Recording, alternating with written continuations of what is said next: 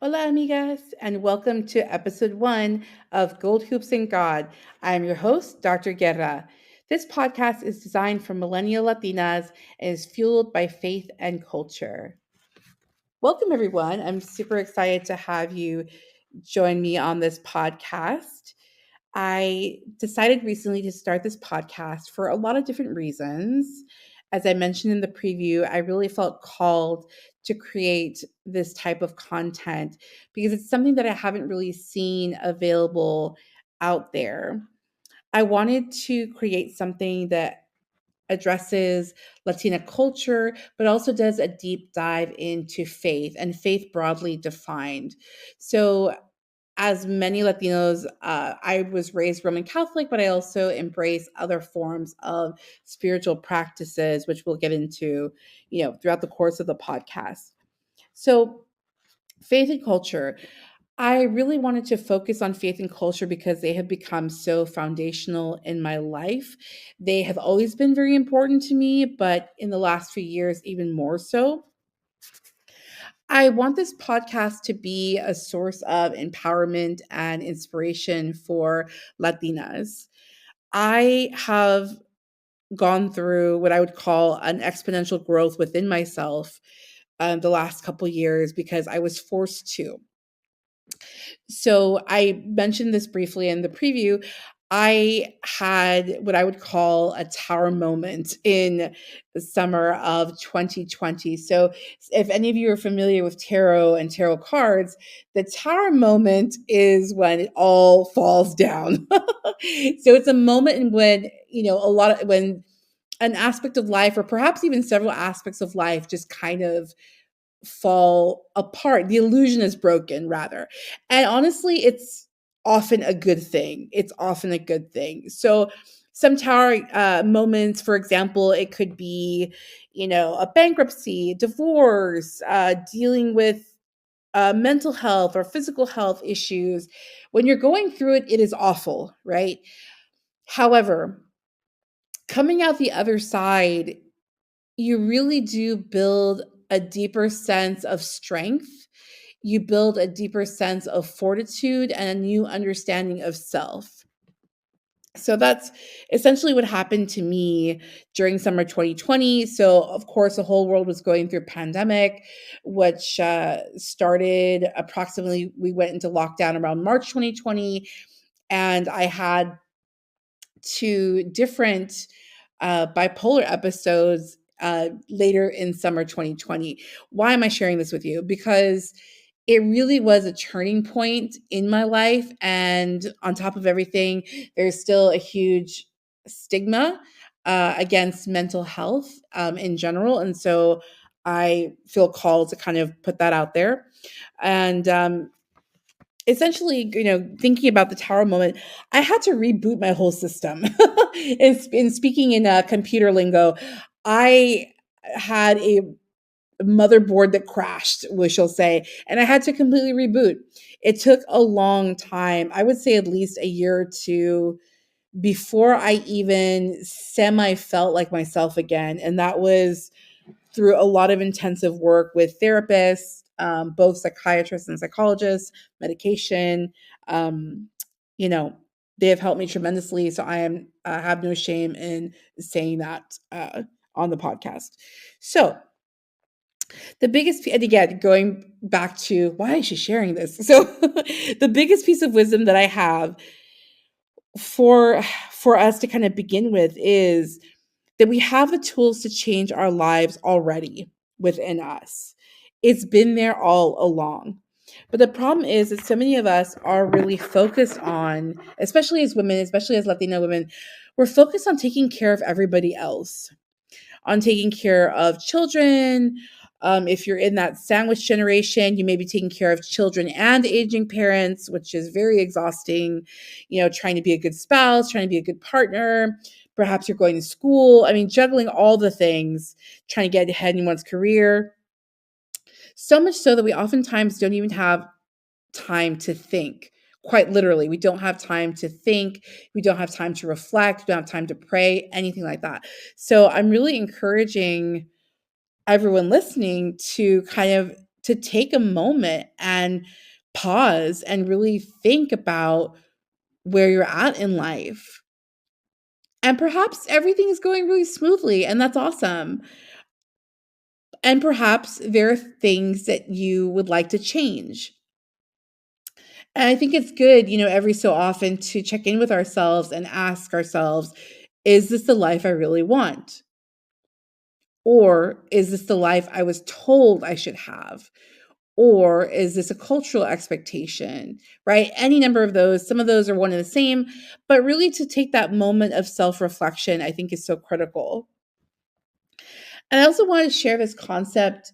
This is a bit more in the theology, Christianity realm, but there's a concept in theology called the Imago Dei, the sense that we are all created in the image and likeness of God. In other words, we are already very sacred and special and empowered as human beings. And a quick footnote, if you don't necessarily identify with Christianity, please, please, please don't get thrown off by my use of the word God. God can mean so many things. And if it helps you to think in terms more of like source or universe or energies or love or any, please, by all means, go for it. Because I know that people have, we're all coming into this with our own different belief systems and perspectives. So in this journey, I have to say I'm very grateful for educators. I'm grateful for the good educators that I've encountered throughout my life because they've always encouraged me to ask difficult questions. And especially in terms of faith, to ask the difficult questions about God, to ask questions about the meaning of life, my purpose, all of those kind of things. And I'm really grateful for that. Shout out to Immaculate Heart High School and Loyola Marymount University in Los Angeles. And so I really encourage us, like as we begin this journey together, to begin to harness that fire within. In a lot of ways, I feel like I was built for this path. My last name literally means war. Okay. Guerra in Spanish means war. So I definitely feel like I'm equipped with a warrior spirit. My birthstone is diamonds, as you know. Diamonds are forged in a lot of struggle, right? Pressure makes diamonds. And I'm a fire sign. So there you go, right? All the elements to kind of build me into the character of just not backing down and always pushing forward. And actually, there's another concept that I wanted to introduce as we begin kind of our time together is this concept of a late bloomer. Okay, now on a personal note, this is a term that has always really bothered me. And let me explain why. Because late according to who, right? I feel like everyone has such a unique path. Everyone's life is so unique, and the order in which things happen may be different. Right? There's people who had children, got married, and went back to school. There's people who didn't have children until much later in life. There's people who choose not to get married. There's right, et cetera, et cetera. There's so many variations and possibilities in this road of life, right? And so the sense of being late is really unfair. And I wanted to give some examples of why I really believe that is. So, if you've ever been to, for example, like an airport lounge or a restaurant where they have a row of clocks, right? And so they have the clock set at a different time. And this is more conversation, this part of the conversation is more about time. So you'll have a clock that's set to a time in Tokyo, Chicago, Lima, and New York, for example. In that moment, all of those are true. In that moment, all of those times are correct. In other words, those clocks are reading the correct time. So time is an illusion. Time is an illusion. And if you've ever traveled, done like a long distance trip, you know how jet lag can hit, and you know how sort of disorienting it is to be in a completely different time zone where you wake up and it's, 5 p.m. when it's 8 a.m. where you're from, right? For example. So I really just want to emphasize that it's never too late to start. It's never too late to start anything, any project, any business, anything that you want to start. And so that's why I feel that this concept of the late bloomer is such a myth and it's so unfair. It's never too late. It's never too late to make a change, to learn something new, to start a company, to fall in love. Like all of that is within possibility. And I came across an article from Business Insider that actually gave some great examples of famous people that we're all familiar with that talks about like their road and how they made it big essentially after 40. So, for example, Toni Morrison. So, Nobel and Pulitzer Prize winning author Toni Morrison, she didn't write The Bluest Eye until age 40.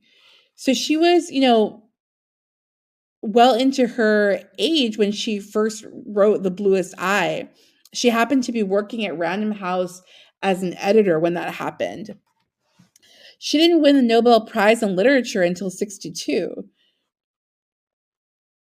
Another person, really interesting story, Vera Wang, who you may know from women's fashion, women's wedding dresses, etc. She does a lot of high fashion. She was originally a figure skater and a journalist before she entered into the fashion industry at the age of 40. So again, starting a little bit later in life, but is it really later in life? That's what I'm kind of pushing back against, is to really take a moment and take stock of where you're at and where you would like to be. And another really famous person who I enjoy is Julia Child. She wrote her first cookbook at 50 years old, and she obviously launched an incredible career as a celebrity chef around 1961. So these are all very famous women who got their big break sometime after 40 years old. And I think that's really important to remember in our society that is so obsessed with youth, right? We live in a youth obsessed culture to where oftentimes we as women feel that we have expired, that we will never get to make our dreams come true because we are of a particular age. And that's just simply not true. And it's simply not fair. I also know people personally who have completely changed their careers, from, for example, I know people who were veterinarians and then became professors in a completely different field. I know a person who used to be in real estate and now does like Reiki healing. So there's a lot of people that can completely pivot and change their direction. It's honestly a matter of taking the leap. It's a matter of, as Nike says, just do it. Just do it. Do it scared. Do it nervous. Do it when you don't have all the pieces figured out. Just do it. That's the only way. And as many of you probably already know, when people in their elderly years, when people reach 80s, 90s, etc., it's honestly, in reflecting on their lives, folks will say that they had regrets about the things they didn't do. Right. And again, this is maybe very familiar concepts and information for people, but it bears repeating. So people will say, I wish I had spent more time with my kids. I wish I had gone on that trip to Greece. I wish I had, started I don't know, a classical music channel on YouTube. Whatever the case may be, whatever floats your boat, go for it, do it, make it happen. There's truly nothing holding you back but yourself. Again, this is a huge revelation. This was a huge revelation for me post pandemic because, like I mentioned, I had to start from scratch. And just a little background. So much of my identity was tied up, is still to this day. So it's a little bit, I kind of hesitate to say was or is. Being an educator, being a professor is something that I worked really hard to do. And especially as a first generation person, my parents did not have the opportunity to go to college. So to have made it, to have graduated from Berkeley with a PhD in theology, that's my degree, by the way, folks. That's where I'm coming from. You know, it was is still a huge accomplishment. And there was a time period there shortly after I got diagnosed that I was not sure. I was not sure what was going to happen next. I was not sure if I was going to be able to write or teach in a classroom again or keep up with the speed of academia, the demanding schedule that academia kind of forces upon people. So it's been a lot. It definitely has been a lot. And again, I share this to say we're in this together. I'm on this road as well. I'm learning as we go as well. And I do think that there are some pearls of wisdom that I have been able to attain so far. So, really, life is a process of both learning and unlearning. So, we learn new concepts, new ideas. I think that being a lifelong learner is such an important thing, it's such a beautiful thing. And that continues outside of the classroom, right? I think for many people, leaving high school or leaving college, that's kind of the last time we pick up a book or do that kind of self study. And really that's something that can continue for the rest of our lives. There's always more things to learn. Like this, honestly, it's limitless when you think about the amount of knowledge that's out there. And by learning and unlearning, so learning, I would say, I mean like new concepts, new information, new ways of being. As far as unlearning, I'm referring to the things that no longer serve me. There were so many things that I had to let go in order to move forward. For example, people pleasing. I was a very notorious people pleaser many years ago. That's something that I've had to overcome. And I know, especially in therapy or in the mental health sphere, there's a lot of talk of boundaries, right? Learning boundaries, having strong boundaries. It's so critical.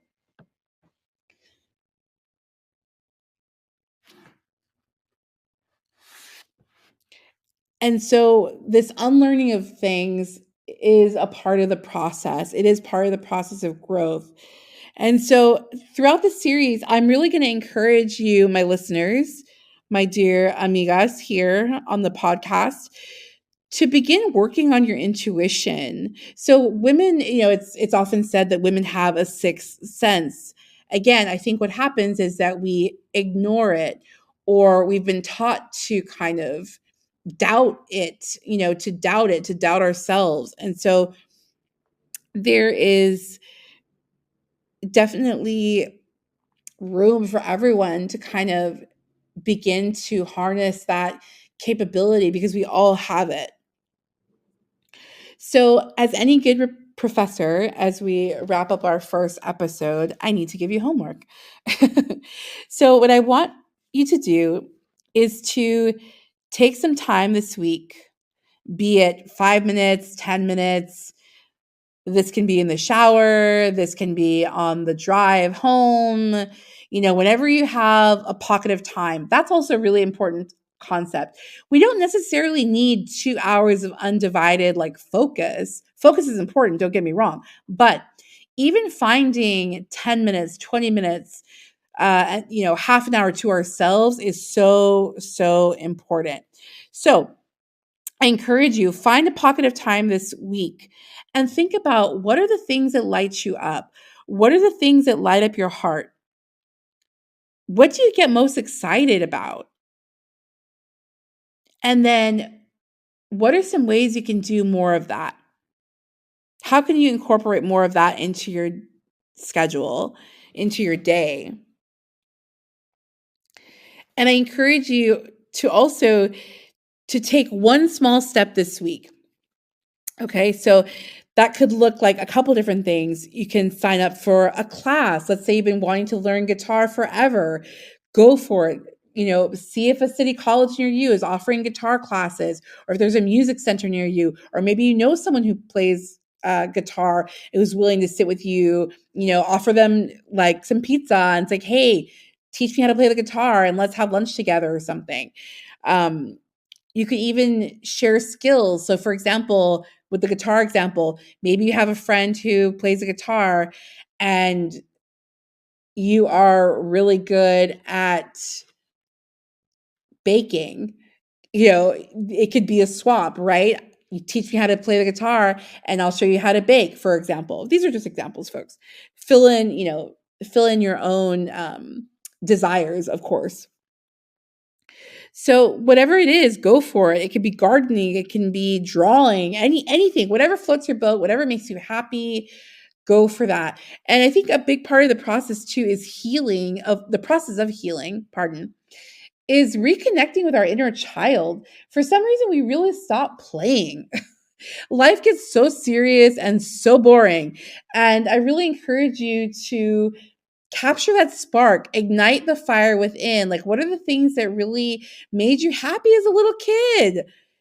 Maybe that means, for me, it means like buying something from the Sanrio store. I loved Hello Kitty growing up. The pencils and erasers and those kind of things. It could be something like that. Anything at all. It could be watching cartoons. I'll watch SpongeBob SquarePants or Powerpuff Girls if I want a little boost of like happiness in my day. Why not? And finally, I highly recommend journaling. Journaling is such a wonderful way to get those emotions out, to process things, to process feelings. And, again, pockets of time. It can be 10 to 15 minutes before going to sleep or right when you wake up. Those are kind of the two really great times to incorporate them into your schedule, into your day, rather. Um, yeah. And so I will leave it there, my dear amigas. This has been really fun. I hope you enjoyed it. I hope you received some benefit and some new insights from this first episode. And as I mentioned, I want this podcast to be helpful to you, to my audience. So let me know in the comments, what type of topics do you want me to cover? So this podcast is about gold hoops and God. So I'm happy to talk about pop culture, about music, about faith, any number of topics. And I will be having guest hosts join me in the podcast as we grow. So thank you so much for listening. And until next time, ciao.